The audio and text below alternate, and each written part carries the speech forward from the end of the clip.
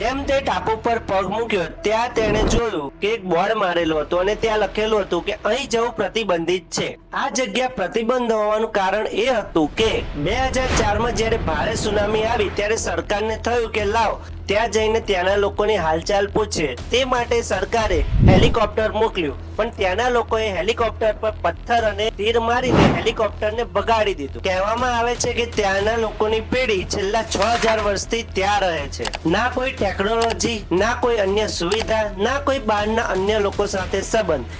એકદમ આદિમાનવ જેવું જીવન જીવે છે અને તે આપણી ભાષા બોલવા સમજવા માટે પણ સક્ષમ નથી.